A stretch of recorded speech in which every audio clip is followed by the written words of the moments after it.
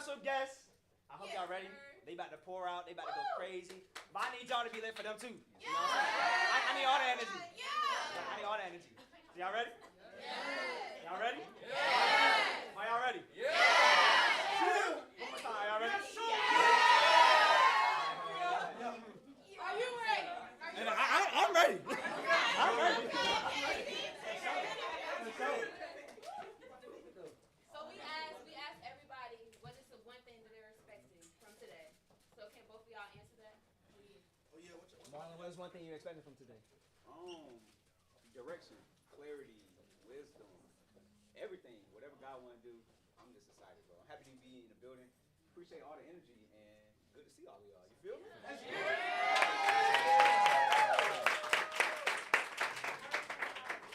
One thing I'm expecting from today is transformation, shackles being broken off, and a new fire being lit up in everybody. The same fire I got, I pray that God gonna give it to everybody in here, because I need everybody on that crazy faith level to where everybody can move a mountain with one word. So if you lock in, I promise you, you're gonna have that faith like crazy, and we gonna all run through a wall. So I hope y'all ready. Hey yo, where the music at? My fault. There we go. Hey yo, we got my boy Justin P. about to walk in the building.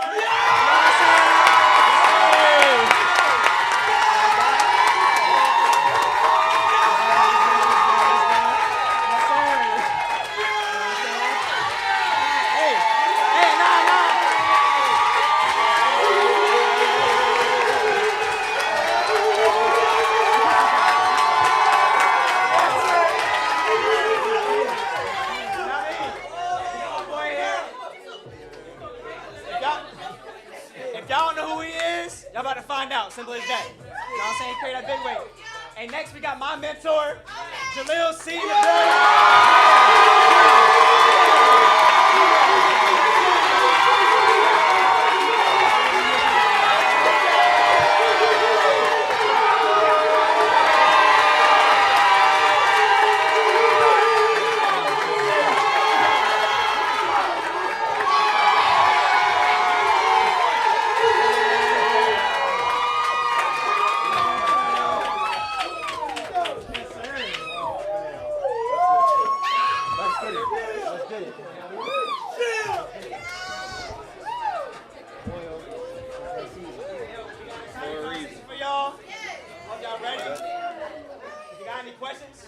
DM more purpose. But nah, y'all excited? Yeah! Y'all excited? Yeah! One more time, yo. Yeah! Tight. Know what I mean? Hey, Ron. We good? Lock. How everybody feeling? Nah, it's good to see everybody, bro. Grateful. And before we get started, they had asked us what's one thing that we're looking to get out of this event. And I want to ask y'all, what's one thing that y'all looking to get out of this event? Yeah. Or one thing that y'all looking to pour out? Yeah. So for me, I just remember the place that I was in when I was 21, 22. And it hit me last night when we was all praying together. Mm-hmm. So I just want to be able to give clarity, give direction, give guidance, give wisdom, and talk about the things that I've been through so y'all don't have to experience that. Mm-hmm. So that's all I want to get from this, is to be able to be a servant to you two gentlemen and a servant to everybody in here as well. Yes, sir. I echo the same sentiments. I'm ready for... Who came here with an expectation from God? Yeah. Amen. Come on. Who on the internet is ready for an expectation from God? In the chat, I need to see you. I know I can't physically see you, but I need you to put your hand in the chat right now. Right. Like, the expectation that I have from God is that all of your expectations are met. Mm-hmm. I said, God, wreck them completely. Mind, spirit, body, finances, everything. And similarly what my brother Justin just said, the goal for us is to make sure that every single person who came here and every single person that's watching around the world, that God exceeds your expectations and helps you to be able to get the exact answer that you need right now based off of where you are. Yep. because me and Justin sat in the same exact seat and we're in the same exact types of positions that each and every one of you guys are in or were in, whatever it is. So the attainability of what we can do and what we can show you of what's possible is present.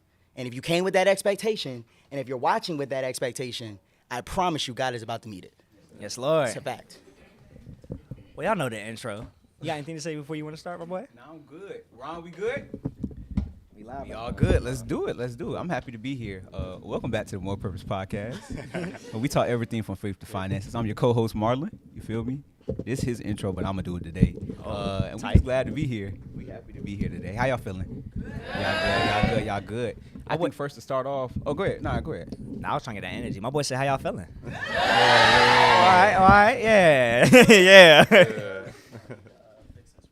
First to start off, I think it would be good to for you guys to just introduce yourselves and just tell them a little bit about yourself and what you do. Sure. And yeah, we can start off with you, Justin. Cool. So my name is Justin Phillips. I started a brand in 2018 called Support Black Colleges. So we made merchandise for all of the HBCU students. And from the day we did it, 2018 till 2023, we took it to $10 million in sales. And then I sold it. And then now I teach people how to start their own businesses as well. And we took that coaching business to $10 million in sales as well. Yes, sir. So I now don't think just they here. heard you, brother. Yeah. 10 mil is crazy. Yeah. And I mean, we started with nothing. So I'm sure we'll get through all of that. Yeah. But, that's a little bit about me. Would love to share any of the wisdom that we got on the business side, finance side, because I know that's what we're doing, bridging the gap. So that's a little about me. Yes, sir. Yes, sir. So my name is Jaleel C. Can I do this real quick? 'Cause Do I your really thing, wanted brother. to, and you've done it a couple times. Can I get a yo? I was looking forward to doing that. But my name is Jaleel C. I'm the founder of North 13th. We are an edutainment media platform. We focus on storytelling to Gen Z and millennial minorities. Our goal is to empower all people to reach the highest levels of self-sufficiency and obtain the highest quality of life. Through the storytelling methods, which literally started from a vision and a basement at my grandmom's house, which is North 13th Street, we were able to globally work with the biggest brands in the world, helping them to diversify their storytelling methods. We work with the likes of like Airbnb, United Talent Agency, Sprite, Cadillac. I'm trying to think of like YouTube, EYL, Earn Your Leisure. Anybody ever heard of Earn Your Leisure before? Yes, sir. Yes, sir. We've documented every single InvestFest that you've ever seen since it started. So I mean, just honestly, we've been able to do some really incredible things and build a $1 million business from scratch, from a basement. And so the goal is for all of you guys, what I can't wait to share is the power of storytelling and the power of being able to start in a small place and grow it to something that will go way beyond what you could ever imagine. Yeah. Yes, sir. We got to clap it up for that.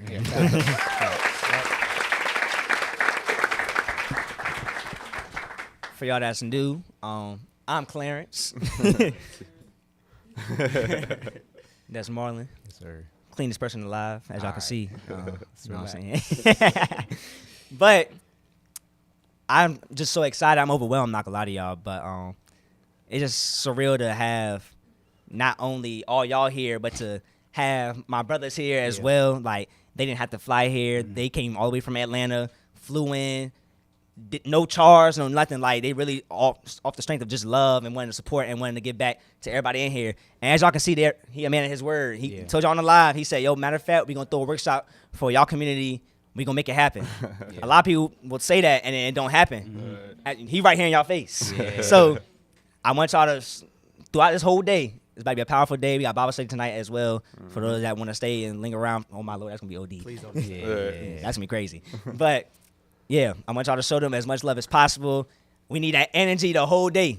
If you got to get in the lining, go ahead and get in the lining. You feel me? Like, we need all that energy today. But I want to get right into the conversation as well because we are on a schedule. So my first question will be as far as what was y'all first start as far as like getting into entrepreneurship? What was your first realization of I want to be an entrepreneur, I want to start a business? Because there's a lot of people that's in here that are in that phase of I want to start a business, but I don't know how to start. I don't really think I'm capable, or I have a business, but I don't know how to push it out to where it needs to get to where I see it to go. So what do you think is, your way of where you realize like, hey, I want to be an entrepreneur and I want to change the, the environment where I'm at? Yeah, so for me, it started younger. I was selling candy in school, and it was because I'm from Houston, so really southern, like Paul Wall, Slim Thug, wearing grills, like. And I told my mom, I was like, I want a grill, like bad. And then she was like, well, in this life, you got to work for the things that you want.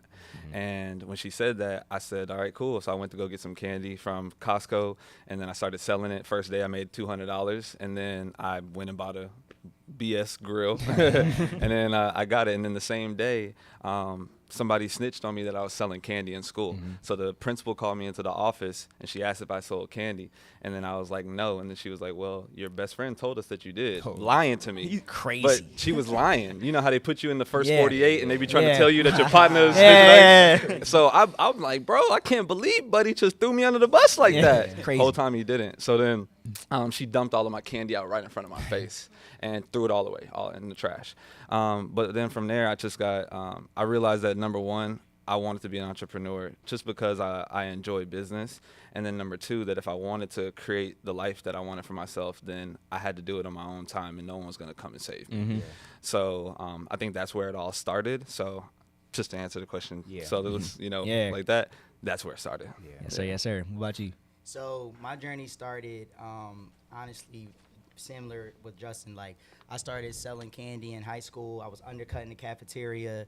I was doing sandwiches. I was doing I had my boys come and help me like make the sandwiches and everything like that. And cafeteria was selling it for $5. I was selling it for $2.50. Like, you know what I'm saying? Come see me. And that was the whole journey. Was like I just was tired of asking my pop for money. Like there was one time we were going to hang out. I would always go to North 13th, and I don't say it just as the brand. Like it's really my grandmom's house, so we call it in the group chat North 13th, like literally. So we would always go to North 13th on Saturdays, and it started getting expensive to be able to do a weekend. I was asking my dad first for, all right, I need like $20 for the weekend. Then it was turning into like I need 50, and it was like, yo, I need a bean, like I need $100, and he's like, yo, you need to get a job.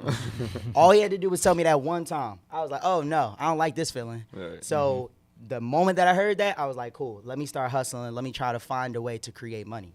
And so similarly to Justin, I went on that journey of just from that to just figuring it out, starting different like searches and journeys in study hall and high school. I was like, what can I do? And that's why I love the More Purpose platform. And I wanted to make sure I gave it back to you guys because what you have done is so incredible. Being able to mix faith and finances together. This is something that me and Justin were both looking for. Right. Like we did not have this.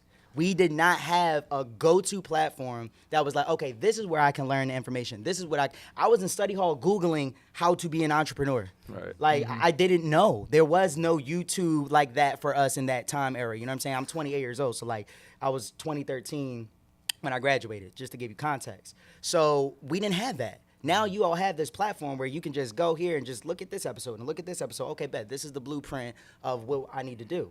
And so from there, it just kind of, and I guess we'll kind of keep going back and forth, but from there it just turned into, all right, what can I do with the skills that I've been given? God has given each and every one of us a skill and a talent and ability. Whether you believe that about yourself or not is up to you to believe, but you've been given it. Now, your responsibility is to, and I love what Bishop Jake says, you have to look at the tree and be able to say, okay, what can I turn this tree into? Because God does not make tables and chairs and different things like that. He only makes trees. But he plants the seed inside of you to be able to say, oh, I'm looking at this tree. All right, this is what I can turn it into. So I remember being in chemistry class, drawing my like tables and my chairs, looking at the trees that I had. I'm like, well, I'm creative. I play the drums. I play keys. I love fashion. Like, so what can I do? So I'm like, okay, well, maybe I'll start a clothing brand. You know what I'm saying? That was my first thought of like, okay, well, let's start this. And then I was like, well, you know what? I like creativity and storytelling. So let me get a camera. I don't really know much about what's going on with this camera, but let me start this journey of telling stories and doing videos. And they sucked in the beginning. They were so bad. They were terrible. Like, I wouldn't want none of y'all to see any of the videos that we started off with. Me and my best friend, Brandon, like, we would just, like, create just for the sake of creating itself. And so through that trial and error and trial and error. That's what led us to this point now. We'll go back and we'll start dissecting what happened. But the journey and the pursuit was really, I don't like depending on nobody. Yeah. So let me find a way to be independent and work with God with the skills that I feel like I've been given, because I don't know all the way yet. I'm a little uncertain, and I know that there's some people probably listening that's like, I'm a little uncertain of what exactly that thing is. But let me play with the elements, and then I'll turn into whatever it is God wants me to turn into later. That was good. It's this quote that I've heard. It says, whenever you want to exit somewhere or a season, your head has to go out first. So meaning if you want to exit poverty, it's a mindset shift first before anything happens. Your arm doesn't go out first, your legs don't go out first. It's a shift in your mind that happens. So what was that shift for you guys as far as mentally? Yeah, so for me, it was really simple. I just looked at who I wanted to be like. And then I was like, what are these people doing that I'm not doing? Yeah. Because I realized that it seemed like they had everything together. They had the mindset, they had the skill set, they had the tools, everything. And then I was like, all right, I remember it like it was yesterday. I went on Google and I Googled, what does a CEO do? I just knew I wanted to be one. Yeah. And then the first thing that I saw was it said the average CEO reads 52 books a year. And the average American reads 1 book a year. And I was like, well, bare minimum, if I want to be a CEO, I can at least start reading books. So then I didn't have any bread. I was on Instagram clicking through somebody's stories. That was an entrepreneur I followed. And it was a book that he was screenshotted, and it was called No Excuses by Brian Tracy. And it was $9. I bought that book, and then from there I just dedicated myself. I'm going to just read a book a week at least, because I feel like that'll shift my mind. Yeah. And then when I read that book, I just learned discipline. I learned all of the things that come with entrepreneurship. And then I realized that the future is now. So I had to change my mind now to go to the place that I wanted to be, because the things that you want to do, you have to become the person that's going to do them first. Yeah. So you don't say, oh, I want to start reading books. You say, I want to become a reader. Yeah. And then you have to match the identity of what a reader is. So the first thing and the way that you do that for me is you have to construct your habits around what a reader would do. But it's all about just getting started, bro. Yeah. That's the hardest part, because your environment, right? And we're in different environments where negative environments. We come from a place of comfortability, whatever it may be. And then all I did, bro, was shifted a few things. Number one, I had to shift my environment, because that's the only thing we can control. We can't even really control the friends that we have, because we grow up in these areas and then we get zoned to specific schools. Yeah. So I don't even choose the friends. I'm getting placed with these friends, but I can craft my environment. Yeah. And your environment can either empower you or it can not empower you.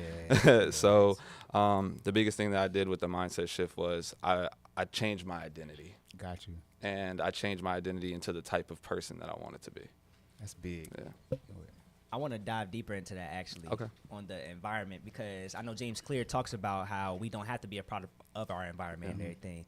But what was the mental shift for y'all to realize that, to be like, I know I'm in this environment, but this is what I was dealt. I'm going to still play this hand and still try to win this game. I'm going to do what God gave me and handle and steward it the right way. So where did y'all go to basically shift your mindsets in the way of, all right, I know this is my environment, but I want this for myself. This is what God has been showing me. Yeah. So where was that click? I got a really good story on this one. So I'm going to just go, please. So when I was in Houston, I was living in a 1-bedroom apartment by myself. And then one day I get a knock on my door. It's my family, my cousins, and then it's like 4 of them. They're like, hey, it's a lot going on in our house. Can we come and live with you? I'm like, yeah, sure, cool. So then I just remember one day I'm working a job. I go to my job. I come back home. And then it's like 4 people on the floor sleep. And then I'm sleeping on the floor. We sharing the floor together because of so many people. And then I just realized my heart started getting real hot. And I was just like, bro, like, this is not what you're meant to do. This is not the environment you're supposed to be in. But I didn't have a way to get out of it just yet. So I had to craft that environment. So I pulled all of my friends to the side, or my cousins, and I said, hey, look, this is what I see for myself. I don't have it all right now, but I know that this is where I'm going. I remember it was May 1st. And then I said, it's May 1st right now, and by June 1st, this is what I'm about to be on. And if you're not on the same page, you got to get out of the house. Love. It just is what it is. I love y'all, but you have to. So then that was my physical environment. But then it's also your digital environment too, because we all live in a place where we all on our phones a lot. So I had to clear and cleanse the digital environment as well. So, you know, no more Shade Room, no more, you know, whatever it is. And we love those platforms, cool. But I had to shift that as well. Because, you know, there's a reason why they call it consuming content. You are what you eat. Yeah. You're consuming content, Yeah. right? And what you, like my mentor always told me, is like what you tune into, you turn into. What entertains you, trains you. So, you know, so to answer your question, I had to shift the folks that were around me. And I had to realize that even if I am in this environment, that I can still craft it and either get in line with the vision that I had for myself, or you weren't. And if you weren't, then I was just gonna have to go and do it myself. Yeah.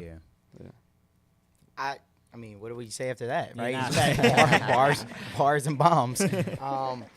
So I think that the scripture is really true when it says that as a man thinketh in his heart, so is he or so is she. Hello, ladies. How y'all feeling today? How y'all feeling online around the world? So one of the things that I think is really, really, really important to know is that sometimes you can be really good seed, but you're just in the wrong soil. Hold on. Yeah. Let's run it back. I'm not stuck. I'm just letting that sizzle in your mind for a quick second. Let's rewind it. Sometimes you can be the right seed, really good seed, but you're just in the wrong soil. So you're planted in the wrong environment. Yep. If you don't put a seed in the proper place for it to grow, it will die. With the potential left in it to be that plant or that tree or that fruit or whatever God had ordained for it to be. So what you have to do is to ask God, where can you position me so that I can be the full expression of what you created me to be? How can I get the sunlight that I need? How can I get the nutrients that I need? How can I get the water that I need? And so one of the things that I know for people who are listening to us right now is that you think that there's something wrong with you, but it's not something wrong with you. You were uniquely designed and created by God to be everything that he called you to be. The issue is that you're in the wrong environment. And the moment that you put yourself in a different environment, you will see God create the breakthrough that you've been waiting for or that you've been praying for. So stop judging yourself. Stop criticizing yourself. Stop asking God, well, what's wrong with me? No, there's nothing wrong with you. It's just that you might not be in the right space for you to grow.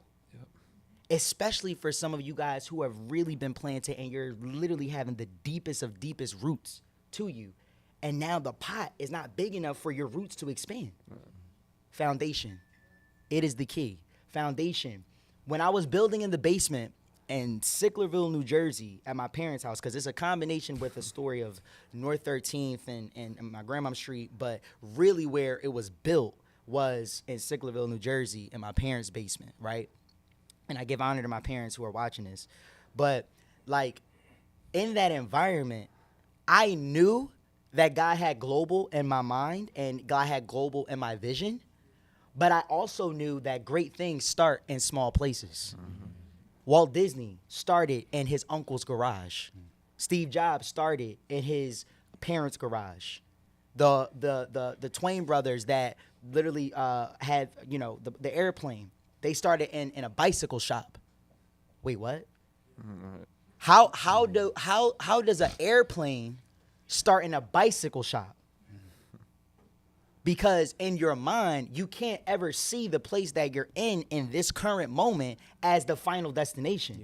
It is just the beginning's foundation for what will take you to the next place. Do you think that Jesus ever criticized the fact that God allowed him to start as a carpenter? The Son of God started as a carpenter. Think about that for a second, y'all. Go to Home Depot and look at the workers that are there, and then equate that to being the Son of God. Go to Lowe's, wearing the vest, the blue vest, in the back. all the noises and all that stuff. Shout out to Ron. Ron is a genius. Ron Shout out built the Ron. platform, but like I seen the videos. Like I'm like, man, Ron went crazy.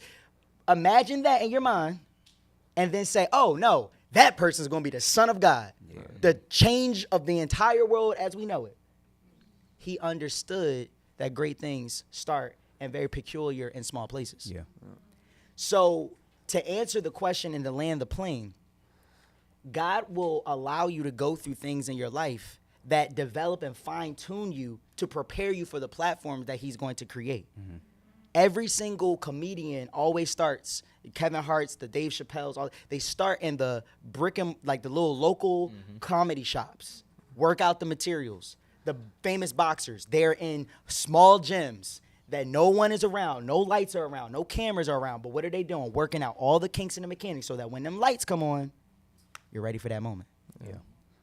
Hey, one thing I want to add to that, because you were talking about the seed, which is really good. One thing that I learned too was when you think about a seed and you think about like a tree that grows from it, what does a plant do? It literally does anything that it can to get to the sun, to get to the nutrients.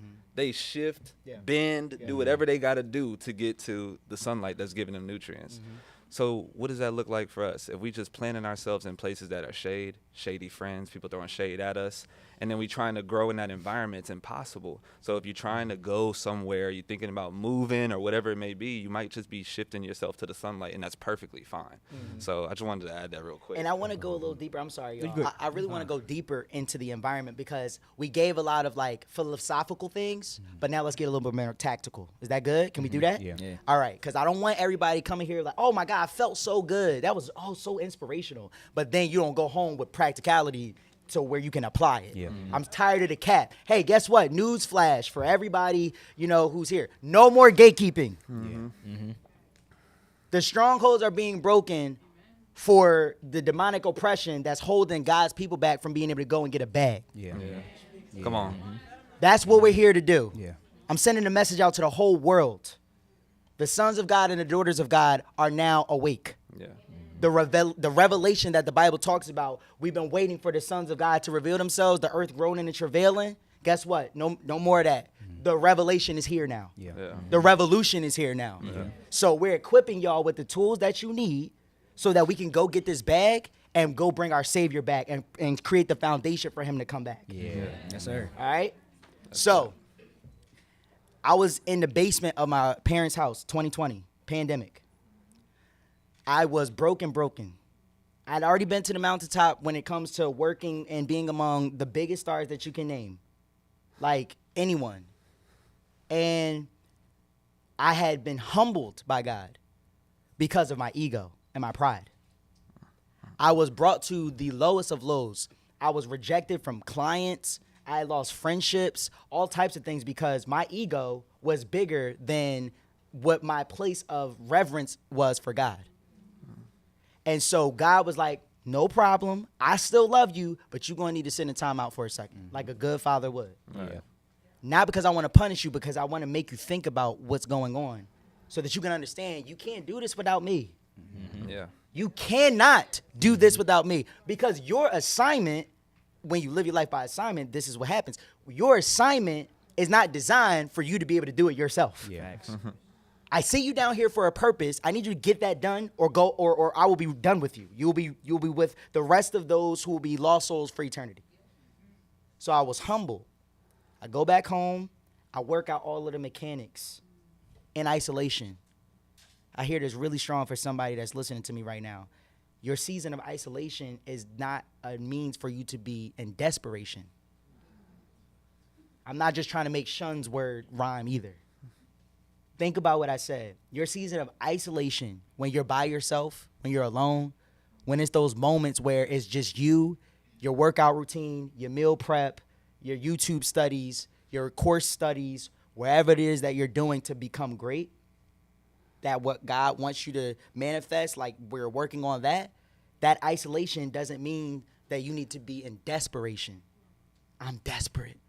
I don't know what my purpose is. I don't know what's going on. God forgot about me. I'm stuck. Yeah. No, it's isolation because you are being developed.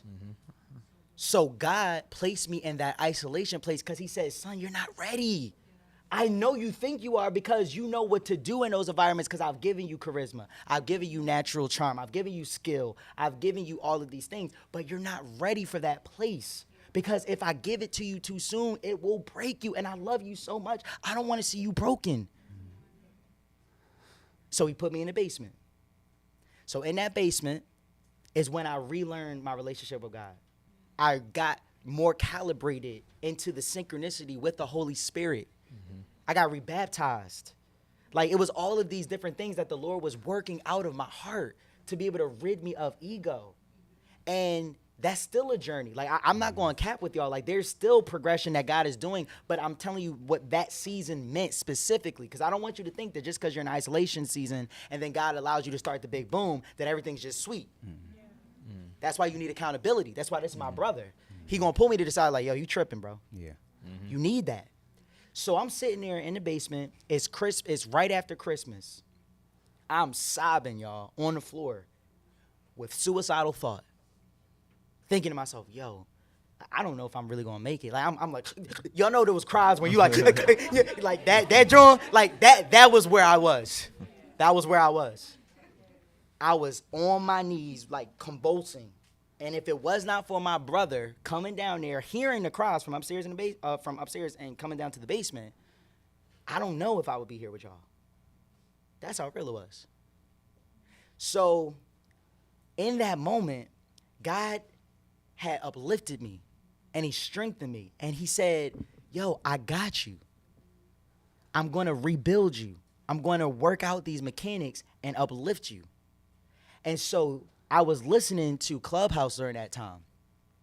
And I was trying to just figure out in the business, like, yo, what am I going to do? Because we need to start like adding another layer, another component to the business to start creating reoccurring revenue. Reoccurring revenue means consistent money. Like every month you can count on the sales coming in. And I hear this guy, and his name is Justin P. And as I'm listening to him, I'm like, yo, this dude is giving game. Like, this boy is going crazy. Like, everybody else is on here for sound bites and for clout. But he was just night and day just pouring into the people. And I'm like, yo, I need to meet this dude. So a conference came up, and it was in March. I had $3,000 to my name at the time, and it was a $2,500 investment for me to go to that conference. I knew that if I could get around this man, I was going to be good. Because I had faith. If you want to grow, you have to sow. If you want to grow, you have to sow. You have to be willing to sow into the vision of what God has allowed for you. And you have to put your money where your mouth is. Why? Because it's not even your money to begin with. Facts. You are a steward. So God is using the energy of money to put it in front of you so he can, okay, cool, you step, I'm a step. You step, I'm a step. So I sowed. And I wrote my intentions like I told you guys to do last night. Before I got there, I will befriend Justin Phillips. I will ask him these specific questions to help me to figure out this. I was living in Sicklerville, New Jersey at the time. Remember this, right? I got to that conference. I met Justin. He is now my best friend. In 3 months of me going down there, I was living with him. That's crazy. I don't think you like. I was broke. I was suicidal in that December. By March, I meet Justin. By June or July, I'm roommates with him. By January, I'm business partners with him. That's not Jaleel. That's God. Because I knew that I was too, like, God had placed me in the isolation, but the skill set was too great for Sicklerville. So he said, your roots have been expanded. Why? Because, listen what I just said. The roots have been expanded. Does anybody see roots? No. The basement was where he grew the roots. Now they're too big for Sicklerville. So I need you to go to Atlanta. I sowed into the vision of where I knew God was going to do. I meet this man. My entire life changes. I meet Earn Your Leisure within 2 months of me being in Atlanta. I meet them literally because they needed help documenting Shaq for a podcast that they were about to go on. My media team was there representing my mentor, my big brother, who introduced me to them, Nehemiah Davis. And through that, we were filming them for that. We did a recap video for them. 2 weeks later, I get a call from Rashad. He's like, hey, man, that was incredible. Like, we love working with y'all. I got this idea in my head, man. It's called Invest Fest. I think it's going to be really big. I'm like, yes. And instantly, like, I'm like, Invest Fest, it doesn't exist. I'm all about making history and doing things that nobody's done, disrupting the industry. So then, literally in 2 weeks, I'm in New York with my crew. We're documenting Invest Fest. Like, telling the story of the lead up and the promotion, creating the look and feel, like getting into it with them. 2 weeks after that, I'm in Jamaica with them with Usain Bolt. The roots were planted in Sicklerville. The forest that's now growing is because of what that was. So I want all of you guys to take that in, because God will do things behind the scenes that will then be showcased to the world. Yeah. But if you don't properly steward that behind the scenes moment and that underground moment, you will forfeit your calling. Yeah. That was crazy. I want to go back to what you wrote down before you met Justin and just the words you put into the atmosphere. My favorite thing to do. You got it. Because a couple of weeks ago, the Holy Spirit was dealing with me on something. And I was just looking around. You know how sometimes you could look around while you're in your waiting season. You're like, all right, God, like, listen, I'm waiting right here. Yeah. And then you're not jealous. You're not comparing yourself and nothing like that. But you're just looking like, all right, when's my time, you know? Mm-hmm. And something the Holy Spirit was dealing with me on is that a lot of people that have these things and that are walking into purpose and destiny, they have it because they are working in the principle of their authority and the dominion of speaking things and speaking his word. And God was basically telling me, like, you don't have it because I gave you the promise, but you're not speaking back what I said. Yeah. So it's so crazy because a couple of days ago, I was picking up a DoorDash order in Chick-fil-A, and I'm standing there. Chick-fil-A is usually quick. It's usually quick. So I'm just standing there. It got to about 10 minutes. I'm like, listen, all right, what's going on? So I was like, I'm going to give him a couple more minutes. So the lady was like, what's your order name? I'm like, Marlon. And she was like, oh, your order been ready 20 minutes ago. I was like, hold on. So I stopped, and I just thought about it with us. I was like, how many times does God, he's ready to bless us and ready to give us things, but because we haven't really said anything or because we haven't spoken what he already spoken over us, that we're just waiting, looking like we're waiting on him. Right. The order's been ready, you know? So and that's kind of what I felt like. And I'm like, dang. In that moment, I was like, oh, God, you yelling at me.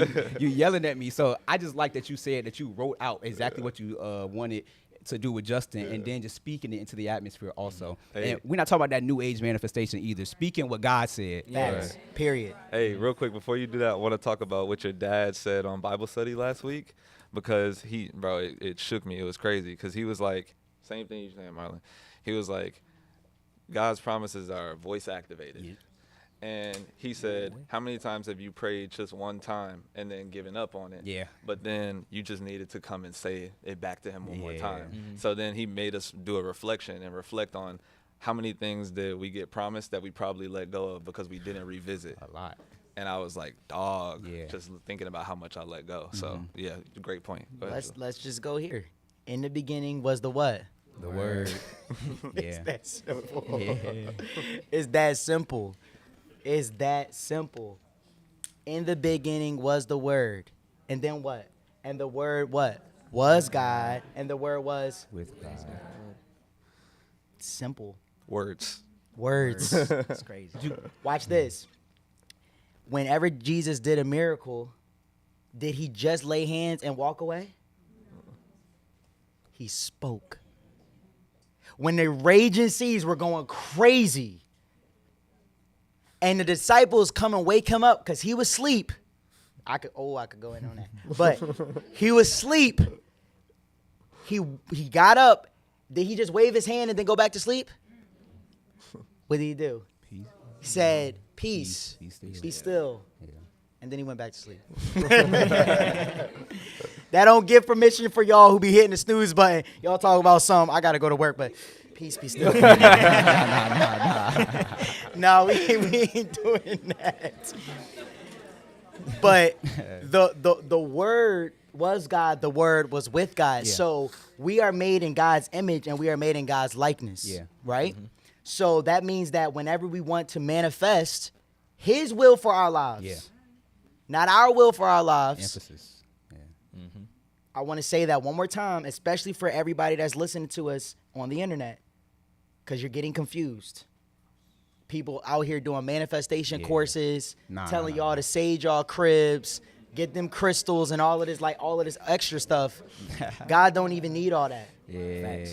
God will accelerate you in rooms and places that you don't even think that you belong just because you're obedient. Yeah. There's so much I want to say. Okay, so the words that we speak, this is a cadence I want you to write down. Y'all ready for this? This is game. This is game. This is good. This is really good game. Y'all ready for this? Yeah. All right, if you're taking notes and you're watching this after the fact, pull out your notes right now, go on Google Docs, save it in a place where you're going to always be able to look at it. The things that we think leads to the things that we say. The things that we say, that leads to the things that we do. Okay. I'm sorry. Okay. The things that we think, that leads to the things that we say. The things that we say, that leads to the things that we do. The things that we do, that leads to the habits that we form. And the habits that we form, that leads to the lifestyle that's around us. Somebody send me that, please. Yeah. I'm going to do it one more time so you can make sure that you got it right. The things that we think, that leads to the things that we say. The things that we say, that leads to the things that we do. The things that we do leads to the habits that we form. And the habits that we form leads to the lifestyle that's around us. Yeah. So, if you look at your current bank account right now, it is a direct reflection of the lifestyle choices that you currently have. The lifestyle choices that you currently have are as a result of the fact that you have bad habits, irresponsibilities with finances, inconsistencies with the way that you're spending your time. Those habits are then formed because the things that you do every single day are implementing these bad habits.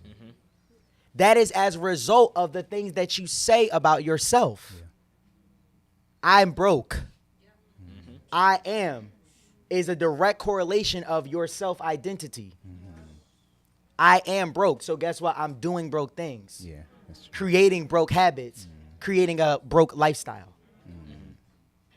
But why am I saying I'm broke? Because in my mind, I think that I am broke because I've seen those habits formed in front of me by my parents or by my guardians or by my loved ones or by my boyfriend or by my girlfriend or whatever it is, whatever that applies to for you. So all of these things are sequential steps, all deriving from one thing. What? How we think. Yeah. How we think. So if you want to change the lifestyle, you have to change what? How you think. Yeah. So that now that changes these corresponding sequential activities. I actually heard it in a different way too. The way I think about it, and I heard it is like the way that what you think about dictates the way that you feel. The way that you feel dictates the way that you act. The way that you act is your personality, and your personality is your personal reality. So you can change your personal reality just by shifting the way that you think. Yeah. You know. Jalil, he wanted you to tell him. Yes, Oh, I'm yeah, sorry. go ahead, y'all. tap Look, into that's that. gonna keep happening. you With. good. Are we feeling good right now, y'all? Is this good? Are y'all feeling this? Yes, Lord. I'm soaking in game, boy. So, Real. where do I start? Because you know this one is crazy. All right, let's talk about intentions. I said intent. Mind you, okay. So just so you know that this is no cap, I wish we had a camera that I could put on this. Just so. All right, look. Actually, let me do it this way, because I love receipts. Ready? Y'all can't really see this, but May, what does it say? You tell me. May 15th, 2021. So we call no cap on the play. Y'all know if you start going in your notes section and mess around with stuff, it changed the date. Yeah. Yes. Just so we are now verified. We're receipts. We got it. Okay. Now here we go. I say, what are my intentions for this conference? Or what do I want from this conference? To befriend Justin, some other people that will remain nameless, and lead with their personal respect and the beginning of friendship. To gain greater understanding of how to go about the start of an ebook that time I was writing one. To gain clarity surrounding what the proper focus point of the business should be from a retail standpoint. What do I want them to walk away thinking of me? He's kind. He's energetic. He's passionate. He's fly. That's a fact. What else did I say? Weaknesses. I identified all the weaknesses that I felt was happening currently in the business at that time. Clarity on direction for the business was a weakness. The focus point of what the model of the business was. Time management. Personally, what are the weaknesses that I have? The more honest that you can be with the things that you don't feel good about is the better that you can be at solving those issues and then creating a new reality for yourself.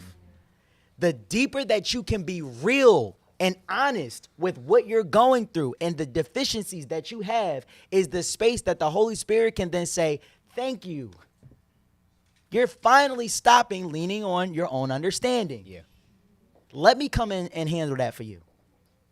And you work in tandem with God so that he can help you co-create the reality in which he has already designed for you because you're walking in more purpose. Yeah. That's a good one. Ron, clip that up. Now, time management, focus, right? I went into what do I want to focus on? I had questions for every single speaker on what the subject was that I wanted to talk about. Intentionally. And then there were some bonuses that were down here from some other personnel.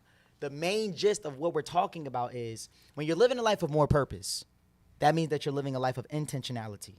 Mm-hmm. So things don't happen to you, you design them. Mm-hmm. In co-creation with the Holy Spirit. Yeah.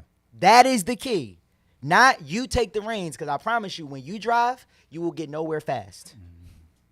But when you let the Holy Spirit drive, you will get way beyond what you even thought possible and where you could go. I wanted to tap into the obedience aspect because that's something that plays a major part in our lives and all of us of how we get to where we are today.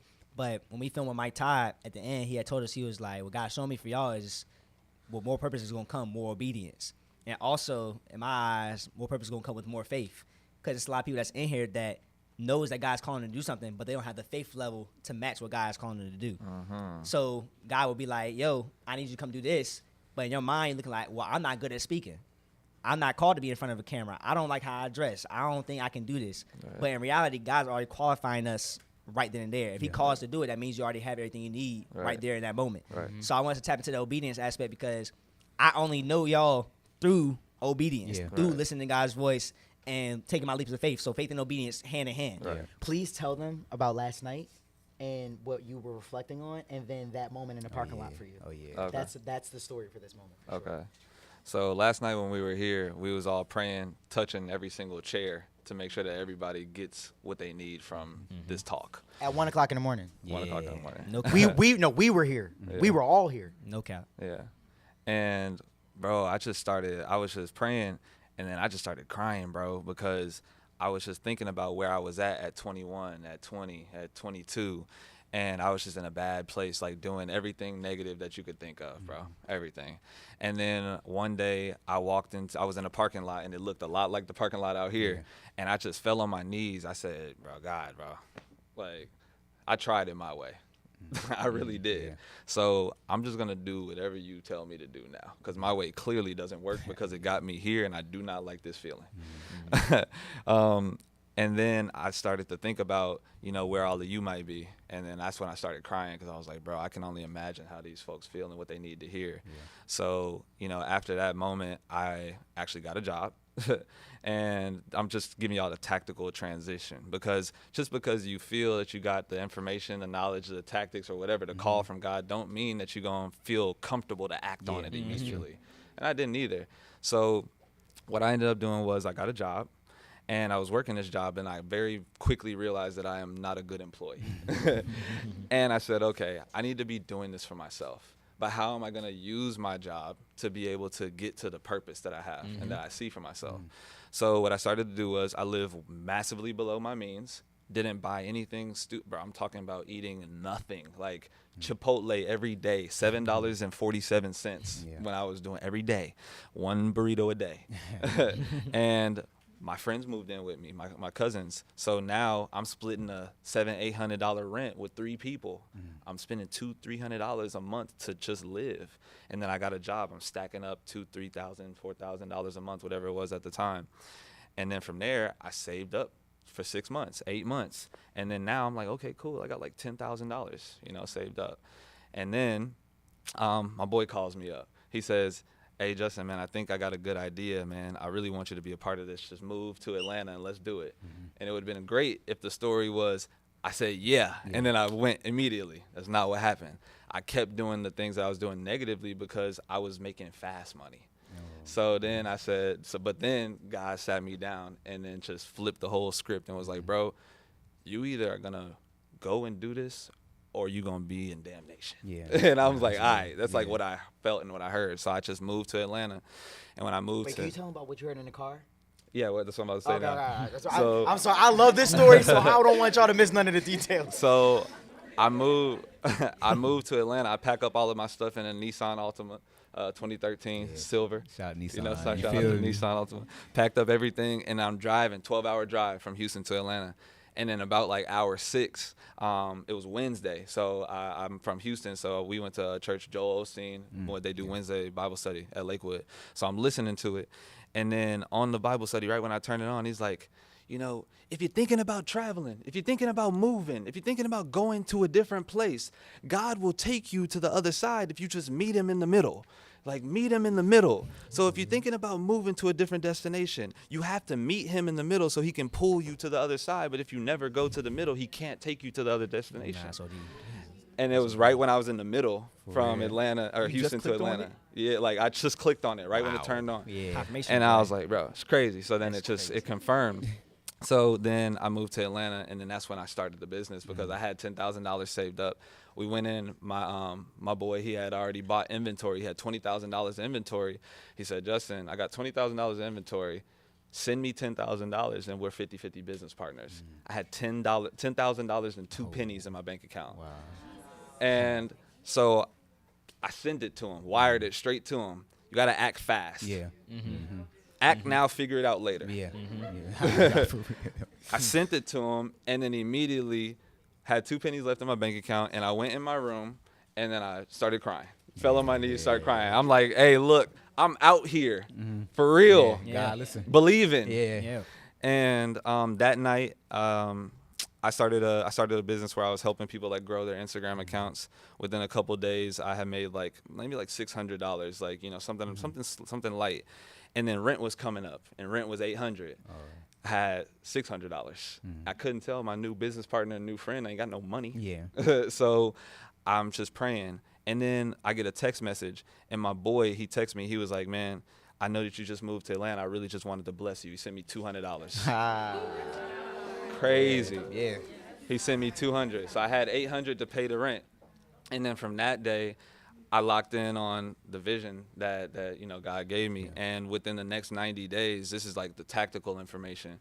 90 days straight, I just focused on the 3 things that made money in the business. So if you got a business right now, remove everything else that you're trying to do. Write down all of the 25 things that you want to do in business, and then look at the top 3, circle those, and then eliminate everything else. And then I did only those 3 things for the next 90 days. And within the first 30 days, I went from $0 in income to $5,000 a month. Wow. Just focusing on those things. And then I was out of scarcity mode. So now one more thing I want to talk about to how I got to Atlanta was the job part, because I know a lot of people have a job trying to figure out how to get out of it. So working my job, living below my means, splitting the rent, etc. And what I ended up doing was I asked my job, I was like, hey, look, I started my side business and I'm making like $500, $600, $700 a month in the side income, but not enough to quit, you know? So I'm still relying on them. So then I told them, I'm like, hey, look, y'all, you think I could just work from home for one day and I'll take less pay, but I'll do the same job. And then they was like, cool. So I'm like, all right. So then that day, I could knock my work out in half the work day and then work on my business the rest of the other day. Then my business started growing a little bit. Then I hit them again. I'm like, can I work from home 2 days? I'll take less pay, but I'll still do the same job. They was like, cool. And I got all the way down to I had 1 day at the job, but my business was now supplementing my income because I was able to spend time and grow it and then comfortably make the switch from job to doing my business. And then at that point, when my business supplemented my job income, I just quit my job. And then I was in a good place to have that money saved up and then go and, you know, move to Atlanta and do my thing. That's good. So, and that's it's very practical also because I found myself in a space where it's like, okay, I'm believing God. I'm all right, I'm gonna just quit my job, but I didn't do all the practical things, you know, just quit my job, no finances. And I feel like that's a place where a lot of people might be realistically. It's like, okay, God, I don't want to be at this job. And God's probably looking at all of us as like, okay, what are you doing now to venture off? Because like he said, he had a system in place. He had everything planned out. Okay, this is what I'm going to do. This the plan. This is what I'm going to save up and stuff like that. So to whoever may need that, if you are looking to make that transition, start now. Yeah, and use your job. Yeah. Use it. They got a corporate structure that's there. Look at what they doing and then apply it in your own personal life. And then you can use that to make the transition from not having to rely on it to doing what you do in your own business. I want to tap into that. I just want to tap into that real quick because, bro, I had told Marlon this. He witnessed it firsthand. 'Cause I used to work at Chick-fil-A. And even though I worked at much sense. bro, You were probably the star employee at Chick-fil-A. No, like, honestly, how many of you guys can see Clarence, like, at, like, that is the most perfect role My pleasure. that could ever be given. On the spot, instant hire, yes. Yes. Clarence, wait, okay, I gotta go in this one. You ever see the clip of the Chick-fil-A employee that, like, ran down the block to be that's CL all day and night. You left like, your sauce? You missed your sauce. Nah.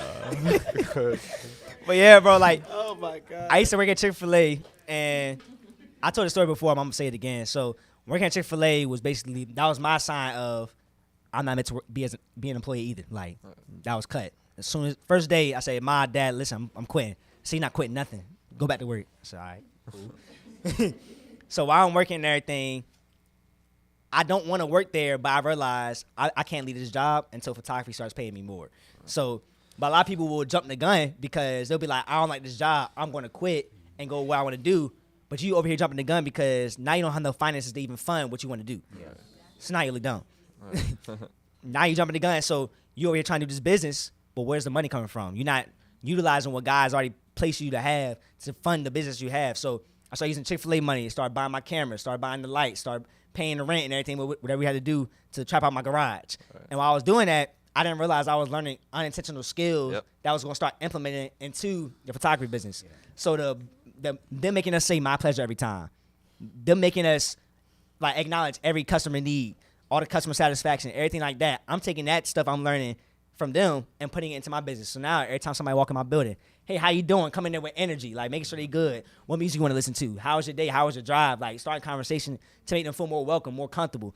Little things that you don't realize that you'll learn from your corporate job can actually 10x your business of what you actually want to do in entrepreneurship. Right. So for those that's looking to quit their job or jump the gun, do not jump the gun. Because I'm trying to tell you, it's the reason why you're at that job right now, because that job is what's going to actually help build what you're called to do and your purpose of what you had to do.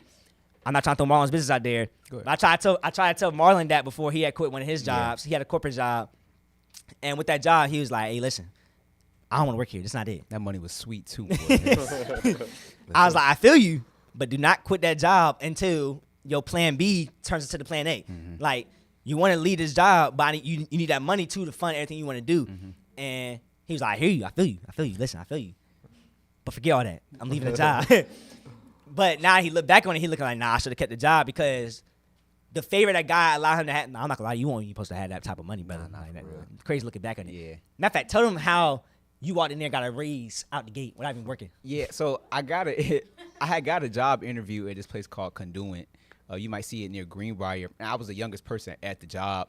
I was making, so it started off, I actually was in Jersey, I think. I was in Jersey, and they called me. I was like, hey, is our interview still on when I get back to Virginia and stuff like that? It was like, yeah, we got you at a base pay of, like, they already gave me the job, but they still wanted to interview me. Like, your base pay is going to be $17.50. So I was like, okay, I'm going to do my interview when I get back. Got back home, walked into the interview, got the job on the spot. She said she liked all of my responses. I don't know if any of y'all prepare for interviews, but I was like, Holy Spirit, listen, just give me whatever you want me to say. Yeah. I don't know what kind of questions they gonna ask, but I'm a ball, you know what I'm saying? So I went in there, was just chatting it up, and it was like, yeah, we want to move you to this department. We're gonna give you $22.50. And I was 20 years old at the time, but I didn't like the job. Right. I didn't like the work. But what I will say is that, again, I was calling it stepping out on faith, quitting the job, but God gave us ability to have faith, but also common sense. Mm-hmm. So I feel like a lot of times we'll say we're stepping out on faith, but don't look at, okay. Because I know faith is the evidence of things not seen. You know what I'm saying? So, yes, sometimes it won't make sense, but he still wants you to do the practical steps. You know what I'm saying? And watch this. So I want to tap into that, and then I also want to tap into the fact that sometimes you have to go, like you said, you have to go through the dirt to get your character development and everything. Right. You have to go through the laughs, the jokes, the down low season before God puts you in the limelight. So for me, when I was working at Chick-fil-A, I'll never forget this day. I promise y'all, this was like my wake-up call. I'm working. It's time to clock out. I'm taking my apron off, everything. I'm dirty, like they got the milk wash on my arms and everything. I'm looking like, listen, it's time to get out of here. I'm tired. I'm already irritated. Gotta get out of here. I go to clock out. Manager say, hey, Clarence, where you going? I said, yo, it's time to leave. Look at the clock, brother. Listen, brother. It's time to go. He said, oh, nah, take the trash out first. I said, take the trash out? Well, you're bugging. I go take the trash out. While I go to take the trash out, I got the hairnet on, everything. I go to take the trash out, and during this time, I'm not driving. My aunt and my family, they're all coming to pick me up. Ironically, they want to pull up while I'm taking the trash out. So they pulling up in the truck. Marlon, Amaya, Smiley, Amanita, Kaylin, all them all in the Name truck. drop is crazy. All them in the car. I'm pushing the whole trash bin. While I'm pushing the trash bin, all I see is a truck coming by my side. All the windows roll down. All of them start laughing. I was like, nah, this is not it, bro. Like, I was heated. I was like, bro. I was like, bro, I'm over here trying to get my money and everything. I have a hairnet on, the arms dirty. I'm dumping trash. They got me. I'm a trash boy right now. Like, this is crazy. But even in that, we have to realize that we can't let every little thing that may hurt our feelings or make us feel insecure or make us feel like we're not good enough deter us from actually serving in purpose still and learn what we need to learn. Because you'll go through that season of, dang, I don't like how that made me feel. I'm going to leave. That's it. Yeah. And you'll miss your blessing in the long run because you didn't want to steward that season. You didn't want to take the character development and the different things that God was trying to mold you. People laughing at me back then. That made me be stronger when it came to me speaking. When God said, I'm going to call you to speak. I know I talk fast. I know I stutter, all that. But now I can turn the joke into a strength. Yeah. You feel me? So, like, now, when we had, like, the little DJ remixing junk, like, I had stuttered on the podcast and everything. I told him, I said, matter of fact, instead of me being embarrassed about me stuttering, Meme it. post this joke, make this joke a meme, because it's about to be content. Make more people come, but it's more transparent. It makes people feel more a part of what we got going on. And also, they'll be able to see what God's actually doing within us. Yeah. So now, more people will be able to relate to God qualified him. He called him to speak, but he's not the best at speaking. But y'all see what the page is doing. Yeah. Right. Y'all see the rooms packed out. Right. Y'all see we got people from Atlanta in the building. Yeah. Like, that's crazy. Like, this different things that God's been doing off of our obedient step of starting the podcast, doing the Bible studies, bringing this community together. And I just want whoever's in here that's going through that season of you in the down low, you in the dirt, you can't grow. What plant you know that's growing without the dirt? Right. What plant y'all know? Right. It's even plants growing in different cracks that got the slightest little bit of dirt. You be in the street, be like, how does grass grow in the street? You got to be able to grow where you can. You know what I'm Right. saying? Wherever you at, you have to be able to try to grow where you can. Everybody's cars is different, but whatever God gave you is all you need within that moment, so utilize it to the best of your ability. Because Dad always says it with Uno. It could be a person that got all the trick cards, and I got all numbers. Ironically, I have all numbers. Like, come on now, redeal this. Nah, God was like, I give you those numbers for a reason. Play your hand. Because it might be called for you to learn this a little bit earlier than they are. Just because I gave them all these capabilities and these skills out the gate earlier at earlier age, don't mean you're not as capable. Yeah. It just means you're called to use them in a different way. Right. More strategy. More strategy, more wisdom. All you need to learn all this now, because what I'm about to do for you later on is going to be at a way bigger limelight when you get there versus how they already in the limelight now. You're going to surpass that. Yeah. So again, for all y'all that's in here, make sure you're utilizing your isolation season, your wilderness, because that season is your character development. Yep. It don't matter if God took you the long way. It don't matter if God's trying to delay you in the process, because like the Israelites, they seen the promised land, but they had to go a long way to get there, because if they would have went there early, they wouldn't have stewarded the promised land. Right. So it's a lot of us that's in the wilderness season because we're going the long way. We have to go through the character development to make sure we steward what God's trying to bless us with. So I just want to lead them with that real quick. Yeah, no, that's good. Does anybody have any popcorn? Because I'm just sitting here like, this is great. I'm just. I want everybody to. I want to bring a scripture. The Holy Spirit told me to say this. So write this down if you're listening, if you're studying. Colossians chapter 3, verse 22. Yep. Colossians chapter 3, verse 22. Says, slaves, obey your earthly masters in everything, and do it not only when their eye is on you and to curry their favor, but with sincerity of heart and reverence for the Lord. Now, we're not saying slaves like, we got to dead this, okay? Everybody's on this, well, the Bible's written by a white man and it was used to be able to abuse slaves, and let's dead that. That's canceled. We just canceled it. The Bible was written over thousands of years ago through time by Middle Eastern men who were of, of Arabic descent, of Hebrew descent, of Greek descent, etc. It's called do your research, okay? So it wasn't just used as a tool. Now, was it used as a tool to enslave black people? Yes. It was manipulated. Why? Because Lucifer knows the word too. I'm not stuck. I'm letting that cook. Lucifer knows the word too. You can easily take God's word and manipulate it. Facts. Easily.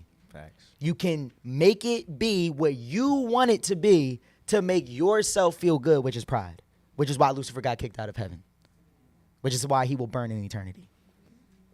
So, slaves does not mean slaves whip on your back because you black. Slaves mean workers. Those who are of the diligence, those who are doing. Obey your earthly masters in everything, and do it not only when their eye is on you and to curry their favor, but with sincerity of heart and reverence for the Lord. Verse 23. Whatever you do, this is very key, everybody. Listen to me very, very, very intentionally.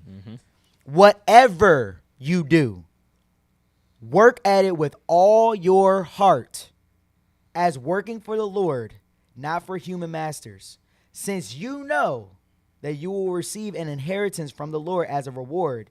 It is the Lord Christ you are serving. Yeah. Anyone who does wrong will be repaid for their wrongs, and there is no favoritism. So all of the conversation that we're in, and I'm hopefully about to like migrate into the business, because again, I know we talked about tactics earlier and we still a little philosophical, but let's start with the spirit, because that's the first foundation, and then we about to get busy. Like, who's ready to get a bag?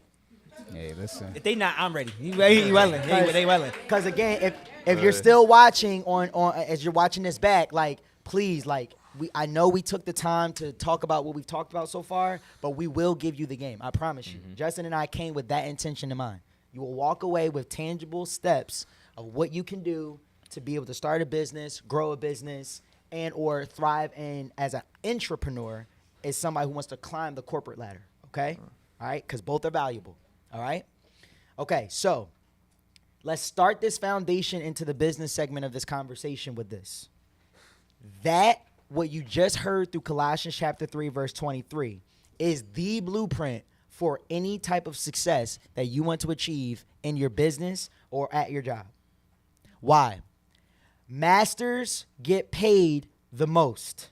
Write that down. Yeah. Masters get paid the most. Not people with master's degrees. I didn't say that. Because I don't have one, and I make more than a lot of people that have them. Just be very real with you. That's all, brother. Master's degrees I'm sorry, masters. Masters get paid the most. What does that mean? Masters do it because they love it. Masters do it because they get rewarded from the feeling of when they're done it and they look back at it and they feel like it was to the satisfaction that made them feel comfortable with releasing it to the world. Masters, in the context of us as kingdom citizens, are those who work so diligently and so long and so many hard hours because they know that God is watching and they just want him to be pleased because they honor the gift that he has given them. That's a master. So that's why he's encouraging us. He's saying, yo, do every single thing that you're doing as service rendered unto the Lord. Why? Because he's watching you. Mm-hmm. Very key. Everything that we're doing in this life is not for the experiences alone of the earthly manifestation. Mm-hmm. It is a heavenly bank account that you are creating interest in, that you will receive the return on that investment when we do get to glory, and in certain aspects, living out the fulfillment of your purpose with joy and with excitement. Y'all see how vibrant we are and how we just vibing and everything's a vibe? That's because we love this. Yeah. I love pouring into you guys. Like, I've dreamed to be able to be in this type of a position. Mm-hmm. This is the Lord answering prayer. Mm-hmm. I love this. So the work that we're doing, as we were up till 1:30 here at the studio building out the set, shout out to Natural. Everybody give a hand to Natural for creatively directing this entire experience. We were doing it because we love it. We're going back and forth about plants placement and all, like, because I love it. Masters get paid the most. What can you focus on in the skill set that you've been given to master your craft and put in the 10,000 hours necessary so that you can call yourself a master, so that you can command the price point? Like, when I'm going places and they compensate me for what I am asking for and also commanding, it's because they understand we don't have to have any issues. I'm very blessed to be able to say this. North 13th, through the agency side of our business, which is called 13th and Create, we have a 90% retention rate with our clients. Jesus Christ. 90. That was an affirmation that I spoke years ago. They come back because they know that they can't get the experience as well as the quality of work that we provide every single time. So we are intentional about building very purposeful relationships, showing up and giving them the experience that they can't deny. One of the things that CL just talked about was that at Chick-fil-A, he learned that experience, the customer experience, the my pleasures, all of these different things, they all matter. So it's not just about the work and the skill set that you're developing, but how can you make the client and or the customer and or your boss or your management team or your SVPs or your C-suite feel so comfortable with you that they can rely on you, they can depend on you. I love texting my partners the night before an event that they're about to have when it's 2,000 people about to show up, 20,000 people that's about to show up, whatever the number is. And I'm like, yo, we got this. You feeling good? They like, yeah, we feeling good. And then I'm like, you know, I got your back, right? And they're like, that is one thing I know more than anything else. And let me tell you something, no shade, but this is coming from white people. This is coming from CROs of companies, C-levels, working directly with the biggest brands in the world that make billions of dollars and hundreds of millions of dollars. I'm talking Apple clients, or those are their types of clients. Beats by Dre, like State Farm, like that's coming from them. So they understand quality assurance because of the time that has been taken to develop the skill of mastery. My lane of mastery, and this is so good because now we can start getting into the one thing. My lane of mastery is storytelling. That's what I do. And I do it at the best and highest level in the world. I say that with a confidence inside of me, not with Jalil's cockiness. Mm-hmm. Storytelling was what I focused on. I have spent hours and hours and hours. The amount of time that many of you guys have probably spent consuming Shade Room and Spiritual Word and all that kind of stuff, I've spent on storytelling. Pixar, Disney, Apple, Nike, The best storytellers in the world. Because one thing that you're going to learn about storytelling is this. It's never about the product that's being sold, the hat that you have, the shoes that you're wearing, whatever it is. Like, it's never about that. It's about the story that you're being told of what that product or what that service is going to give you or do for you. So I focused on that because I was like, well, that to me is where the big bucks are being made. That's where millions of dollars are being made because people have mastered that skill set. So in all of my attempts, and Justin will tell you, because I'm going to keep it a buck with y'all, of wanting to start new business ideas, wanting to start a clothing brand. I'm so ready for 13th and Fashion. Oh, my God. I can't wait. But every time I'm about to start it, Justin's like, but have you been the good steward over 13th and Create within North 13th yet? Have you focused on scaling the core business and getting that sweet enough and building an audience and doing everything that you need to do so that then there's a demand for 13th and Fashion? That was patience. That was sacrifice of ego and pride. And that also was God honoring it because he said, what I need you to do right now is I need you to be like Joshua, like Caleb and the guys that were with him. Go into the promised land, see what it's hitting for, come back to the crib and let them know, yo, it's sweet. We got this. Let's go get it. Yes, sir. So we're in the marketplace, cultivating and developing relationships so that we can now subdue the mountain and make it bow to the authority of the kingdom. We're representation. We are ambassadors of the kingdom in these spaces. The wealth of the wicked is laid up in store for the just. So that is what you have to do. Focus on developing the skill sets and mastering it and focusing on the one thing. JP. Ooh. I want y'all to ask, whatever you feel like everyone needs so that we could, you know what I mean? Yeah, so it's crazy you said the one thing because that's what was on my mind because I know we talked off camera about being multi-talented. I know it's a lot of people in the room that have so many different talents. They've started multiple businesses. I want to do this. I want to sell this. I want y'all to just talk about how did you narrow down, this is what I am going to master. Right. So one of the biggest struggles that I see new entrepreneurs have is that they try to do everything all at once. And what you'll find is it's an old quote. It's like, he who chases two rabbits catches none. So I want you to really just think about that because it brought me so much pain, bro, just trying to do all of these things at once because this is what you typically think. And I was telling them this last night. You think that, I start this business, I'm getting a little bit of money, I'm doing my thing. Okay, cool, I need to add this product, that product, this business, whatever, because I'm going to make 4 times as much money. But what actually happens is that you give a percentage of your brain power to these other things, and then now the main business has 25% of your brain power, and then the other ones all get 25%. So you make the exact same amount of money, but within 4 different businesses, and the only thing that changes is you're 4 times as stressed now. Wow. So what I had to realize is that you have to focus on one thing because there's someone else out there that is only focusing on one particular thing and one goal, one vision. And we are audacious enough to think that we can focus on 4 and then beat that person that's focusing on true. one thing only alone. It's not possible. So quick story on that was I was sleeping, then woke up, and I just looked at my life, and I was like, bro, why am I so stressed? Like, I'm making money, I'm doing my thing, what's going on? And then I realized, I'm like, damn, it's because I got too much going on. I'm having a brand, and I told y'all last night the brand was doing well. You know what I mean? Like we were doing $500,000-$600,000 a month. Then also I'm trying to start my own personal brand. That's doing $50,000-$100,000 a month. Then I'm trying to invest in crypto, real estate.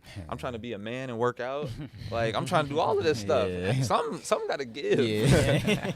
So the biggest decision that changed my life was I eliminated everything except for one thing, and I put all of my focus into it. But the way that you have to think about it, in my opinion, is you have to sequence them all out properly. So don't think that just because, like they always say, like it's not denied, it's just delayed. You know, so you can have this big goal and vision for yourself, and it can be here.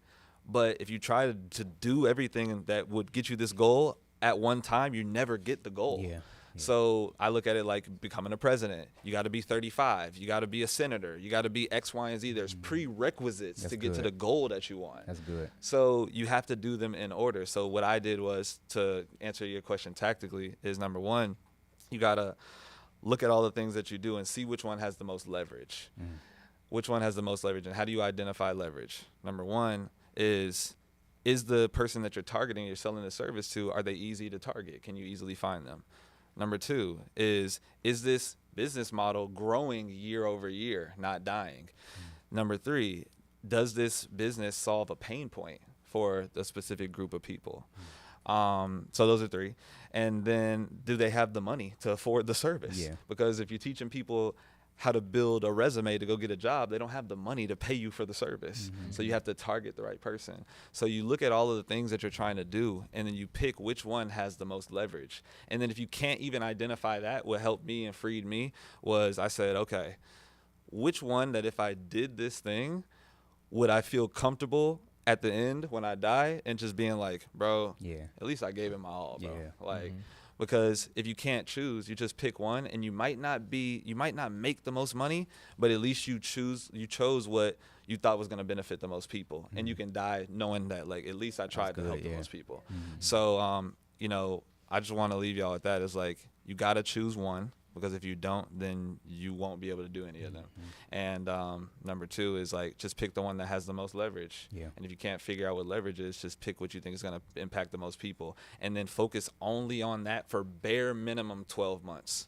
Because this is what happens. You work on it for 6 months, it don't get you the revenue that you want, and then you go try the next new thing. But you never stay in the game long enough to get good enough to actually be a master at the craft. The only reason that I'm here is because I've been doing the same thing for 13 years straight. One thing, 13 years.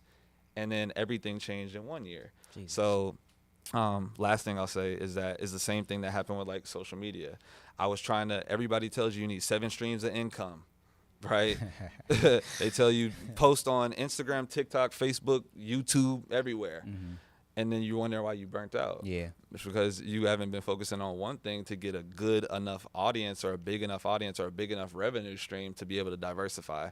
And, you know, what I've realized is that wealth is made through concentration, and it's maintained through diversification.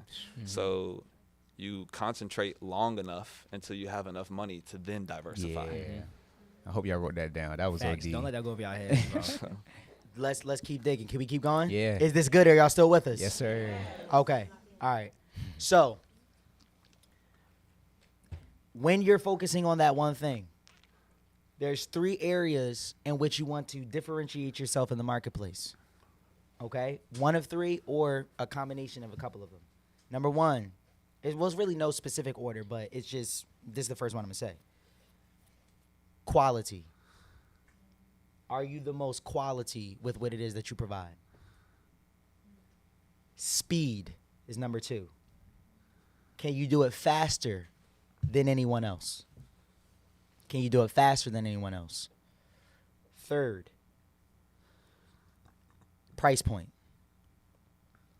Are you the most affordable option within everybody else? If you're focusing on one of those 3 or all of those 3, that's how you will differentiate yourself in the marketplace. Zara, it is of a certain quality, but it's what? Affordable. It's called fast fashion. So it's affordable, so people will go and consume it regularly. Now, Louis Vuitton, right? Or Gucci or Prada or all these things, right? What is their focus? Quality. So that's why they're charging thousands of dollars for one specific product. Exclusivity is another thing that they're thinking about.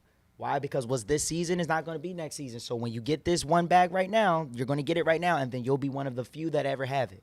That's the story that they're telling you. Right? Affordable option, or excuse me, fastest. This is crazy, and it's kind of messed up. Was very messed up. But in America, we've literally settled for quality of food for the idea of convenience. So we'll go to McDonald's or Burger King or Chick-fil-A or whatever it is over going to something that's like a Whole Foods or something that's holistic because I ain't got the time. So now, if I can get it fast, boom. So where is the specific areas and concentrations of what your business is, or again, because you can also be an entrepreneur, that you can diversify your skill set in such a way and where now people can rely on you as one of these things or one of these three things or a mixture or combination of these different elements. The next thing I want to talk about is the entrepreneur really quickly, okay? Entrepreneurs are also just as valuable as entrepreneurs. There are people, like, I want to give you guys a name that I want you to go study, okay? Bob Iger. Okay? Bob Iger. For all of the fellas. All right? A lady that I want you guys to look at that may be a little bit more real and tangible, etc., is the name Dia Sims. Dia Sims. Okay? Two different executives within the idea of the media landscape, entertainment, etc. Bob Iger is the CEO of the Walt Disney Company. Is he Walt Disney? No. But is he noted as one of the greatest CEOs of all time? Yes. Quick little gem. Being a CEO is not as cool as you think it is. Not saying that I'm trying to degrade Bob Iger because he's an incredible businessman, but we carry this title of CEO in our community thinking that, oh, I just want to be a CEO. I just want to be a CEO. And we give it glory. We praise it. He's like, no, I'm a CEO. No. Listen to what you're saying. I'm the chief executive officer. That is the highest ranking employee position within a corporate infrastructure. There's a difference between a founder, a chairman, and a CEO. A CEO answers to the founder or the chairman. There's a difference. So, Bob Iger said, I see what Walt Disney's vision was. I see my lane of opportunity. And what I'm going to do is focus on making the Walt Disney Company the greatest entertainment media platform in the world. And he successfully accomplished it. If you go and do the research on what he did to even help the company rebound from a 20-year deficit that happened within the company because of Walt Disney's death and mismanagement of corporate, leadership that came after the fact, it's incredible what he's done. He's great in his own right. He was on the cover of Time magazine. There's nothing wrong with being an entrepreneur.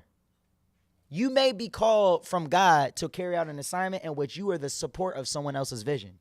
You have to be comfortable with that. Yeah. You have to be okay with that. And you got to be confident in that because that is also needed. You can't build a vision like More Purpose, the platform in which this is going to scale to $1 billion company. Yes, Lord. Sure. Yes, Lord. They won't lit. They won't even lit. They won't even lit. They ain't hear you. Well, you won't scale to that level unless you can have a Bob Iger on your team. Ladies, I'm going to make it real for you. Dia Sims. Dia Sims was the head of Sean Diddy Combs' infrastructure for years. She started off as his assistant, ended up becoming the CEO of the company. That was her journey. She black and brown just like y'all. So I want you guys to understand that there's nothing wrong with being a quote unquote number two. Number two is still a number. It's just the position in which you're servicing the role of the vision. It's not about the person and the title. It's about the vision. You have to follow the vision. You have to attach yourself to a vision. What you will do is fry yourself thinking you're an entrepreneur, but you're not built for it. Hear what I'm saying. You're not built for it. You weren't designed to be an entrepreneur. You were designed to be an entrepreneur. You were designed to be somebody that's in support of someone else's vision. That's okay. That's deep. It's good. Facts. So, I mean, I know they're talking about time and stuff like that, but like y'all let us know what y'all want to do. We here. Like, go ahead. That's I want you to. Yeah, I was about to say. That's I want you to kind of go a little bit deeper into that as far as playing your role in that aspect, and with playing a role as far as partnership, especially in the business side, and how everything that we do requires partnership. I know everything you do, you had to link up with somebody else. Y'all two linked up. So just talk to me about partnership, because a lot of people think I got to be the number one. I got to get it on my own, but you need people. So. Number one thing that people make the mistake of, and it can work out sometimes really well, and then sometimes it doesn't work out at all. I got this vision. All right, bet. This is going to be huge. This is the business idea I got. All right, thank you, Lord, for the vision. All right, here's what I'm gonna do. First step. Do. FaceTime. Best friend. Hey, yo, I got this vision. We about to get rich. On me. Did God say that that person was supposed to be the person that was supposed to support you as your number two or your partner to be able to help you build the business? Or do you feel like that person is actually qualified to be in the role? I want you to write something down. This is going to really sting, but I promise you it's needed. Ready for this? Bomb coming. Loyalty and capability are two different things. Boy. Just because somebody is loyal to your vision doesn't mean that they're the capable or qualified person to rock with you, to help you to build the vision that God's called you to build. So don't allow yourself to be discouraged by the lack of enthusiasm that your best friend is showing you because they're not supporting the vision that you told them about, and they're not showing up to the meetings on time, and they're not showing up to the projects on time, or they're not giving you the passion or enthusiasm because they may not be the person that God wants you to be in partnership with to help to scale the thing to the next level. It's real. I love the fact that you're loyal, and I appreciate that. We dogs for life. Yeah. But the business got to be straight. Because at the end of the day, we have committed to a mission. That is why every single business needs to start with the foundation of a mission statement. We exist as North 13th to empower all people to reach the highest level of self-sufficiency and obtain the highest quality of life through storytelling. That's what we do. That's our corporate purpose. Everyone who is aligned with that in my company, all is here because of that vision. Not Jaleel, not his enthusiasm, the vision. So if you are not aligned with someone who sees that vision, carries that vision, is burning with that vision, is passionate about that vision, is creating ideas with you, is taking initiative. Oh my God. Yeah. The thing that burns me up the most is when people are around you not taking initiative. Yeah. It will frustrate you to the point where it will frustrate people around you not serving the vision of what God has placed in your heart. Will burn you so much to the point where you will forfeit the calling because they're not in alignment with what you are doing. And now you are now in accountability to God for something that you were supposed to do. And he's looking at you like, that was your fault. Because I never told you to align yourself with that person. You thought it was a good idea, and it was a good idea in theory and for your heart, but not in the actual practicality. Yeah. The reason why Justin is my partner and the reason why I'm Justin's partner is because we see value in each other, and we both know that we can hold each other's weight. Justin sauces me up with plays every single day. I bring value to Justin every single day. 2 days ago, just before we got here, made an introduction to a billionaire for him. I'm not going to let that just go over your head. Say, 2 days ago, I just made an introduction to a billionaire for Justin. That's value. It's not my best friend and my boy. Okay, yes, I love him, but if I knew he could not deliver on what it is that I introduced him to the billionaire for, I would not be able to stand on my own integrity and have credibility in the eyes of the billionaire anymore. Yeah. I just fried $1 billion relationship. Watch this. I just fried my assignment from God. The wealth of the wicked is laid up in store for the what? Just. He like, go get that bag for me, son. Okay. Yeah. So I can't fry my credibility. I got to make sure that the people around me are qualified. Yeah. It's the vice versa. Also brand.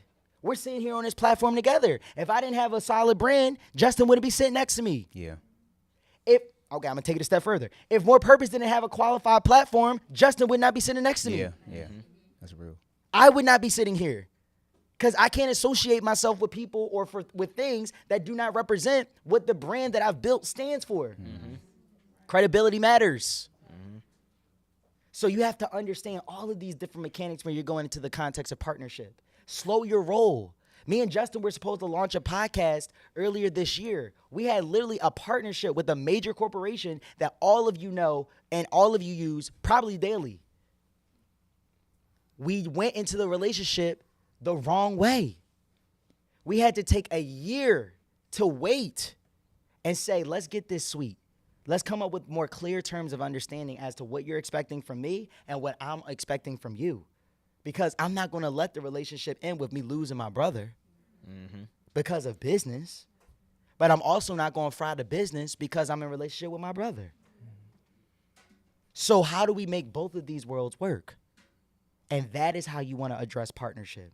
Are you the most qualified person for this vision? Do you understand the core values of this mission? Are you ready to die for what it is that we believe in? Are you ready to sleep, eat, breathe this, and go hard for this because our name and our reputation and our accountability to God is on the line? If you cannot meet these things, then we cannot go into business together because it just does not make sense. Yeah. Yeah, oh, sure. You good. You know, just tactically speaking, my mentor told me is like, you want to make sure that you find 3 things in your partner. And I was sharing this with y'all last night. It's like, number 1, you're aligned on the vision. That's what Jalil's talking about now. The next thing is that you're aligned with your morals, work ethic, virtues, values, etc. And then lastly, that you live a similar day-to-day lifestyle. So you have the same vision. You're going the same place. You want to get there the same way, values. And then also you have a similar day-to-day lifestyle, because if, you know, Marlon want to get a Lambo, you know, and then CL want to get the Prius, there's going to be a clash. There's going to be a clash somewhere. And I've seen it happen, you know, too many times. So make sure that if you're aligning yourself with anybody, you have the same vision, the same values, and you have a similar day-to-day lifestyle. Yeah. How do we wake up today, Justin? What do we do? Went to the gym. Yeah, prayed, went to the gym. Ate breakfast.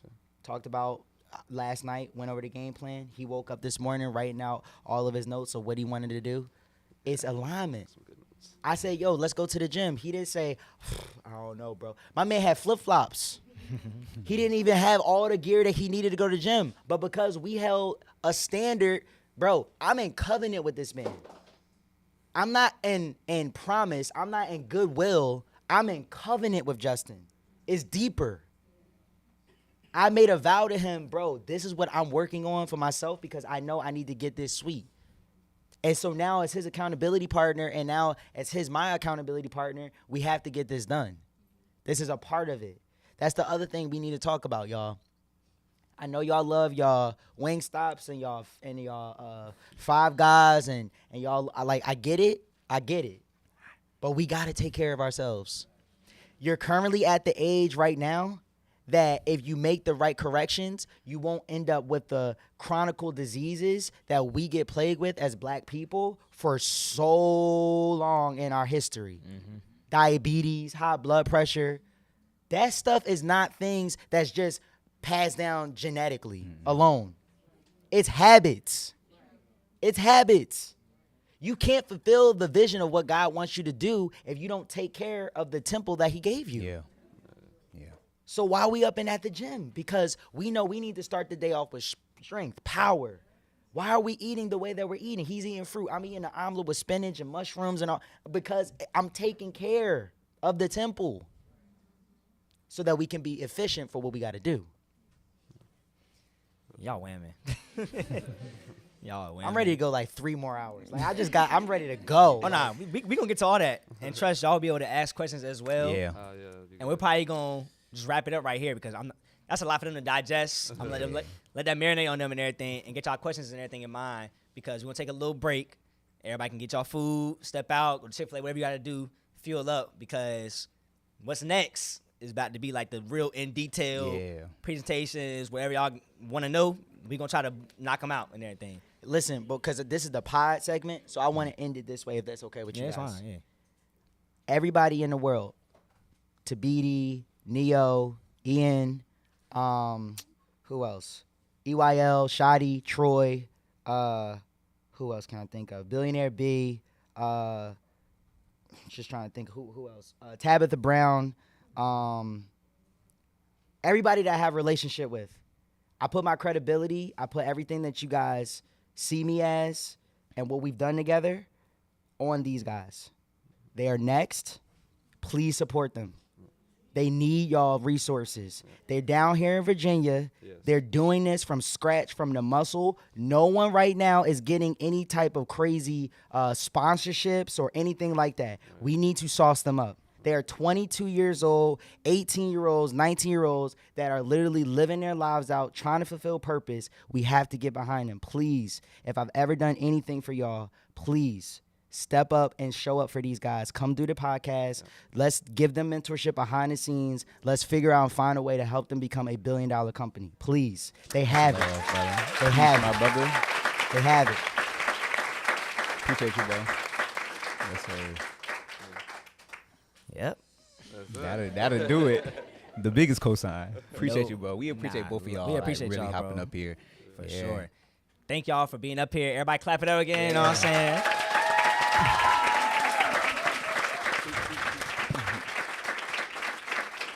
And again, as always, y'all know the vibes. There's more purpose. For those that's watching online, make sure y'all like, comment, subscribe, send to a friend, because we all called to be trailblazers in our space. Yeah. We're all called to be God's ambassadors. And we can't do that if we're not trying to shine as bright as God calls us to be. So make sure you're shining bright. And with always love. We'll be back in a few. We're about to go on a quick break.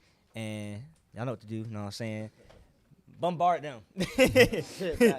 Do whatever you can. And we lay y'all.